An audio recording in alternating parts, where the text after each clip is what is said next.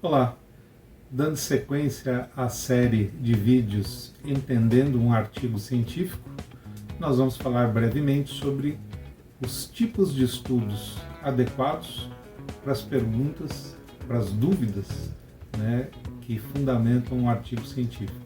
Como a gente já viu no primeiro vídeo, a base de um bom artigo científico é ter uma boa dúvida clínica, certo? Eu até pedi para vocês fazerem um exercício, tentarem colocar naquela estratégia PICO. Lembra? Pergunta, intervenção, comparação e outcome, desfecho.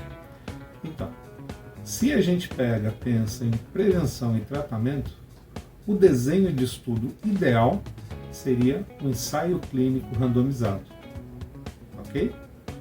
Mas em outros vídeos, mais para frente, a gente vai dissecar cada um desses tipos de estudos. Acho que cada tipo de estudo merece um vídeo em separado. Na sequência, se a gente pensa em prognóstico, etiologia ou fator de risco, o ideal seriam os estudos de coorte, ou até casos controles, em alguns casos. Ok? Se a gente pensa em diagnóstico, são os testes de acurácia. Isso não quer dizer que se você não tiver o desenho ideal, você não possa se valer de outros estudos com uma outra metodologia. Só que o nível de confiança desses resultados não será tão adequado quanto se fosse o tipo de estudo ideal. Ok? E nesse nível de evidências, a gente tem que lembrar que ausência de evidência não significa ausência de efeito.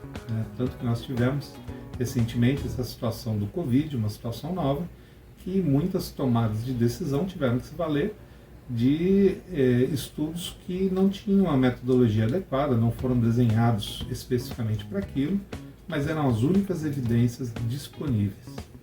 Tá? Então, na sequência, os tipos de estudos com maiores níveis de confiança, eu vou colocar o slide para vocês. Vocês podem ver que no topo a gente tem a revisão sistemática, ok? A revisão sistemática nada mais é do que uma análise de vários ensaios clínicos randomizados. Obviamente é uma série de nuances, que futuramente espero que a gente converse. Você tem que parametrizar, colocar uma série de limites e parâmetros para você tentar agrupar ensaios clínicos semelhantes e com boa qualidade metodológica. Não se compara laranjas com peras. Na sequência, como vocês podem ver, os próprios ensaios clínicos randomizados. A revisão sistemática ela tem uma validade maior porque é um agrupamento de mais de um ensaio clínico randomizado. Ok? Na sequência, a gente tem os estudos de coorte prospectivos. Então, o estudo de coorte ele pode partir de um ponto e ir para frente, ou seja, acompanhar aqueles pacientes a partir de um determinado ponto, ou ele pode se valer de análise de prontuários, que é o coorte histórico, que é de um ponto para trás.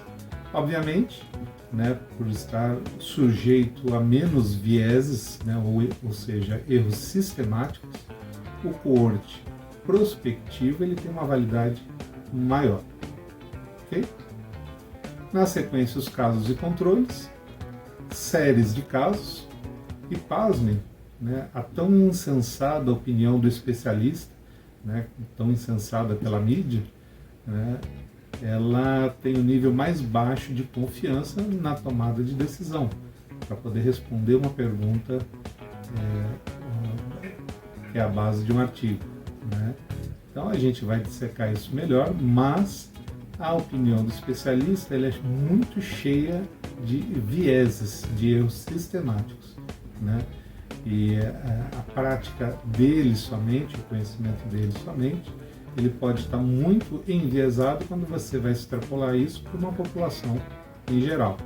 Então, ler jornal, ver internet, a opinião do especialista do ponto de vista científico, ela só vai trazer mais confusão, não vai ajudar. Ok? Espero que vocês tenham gostado. Um abraço.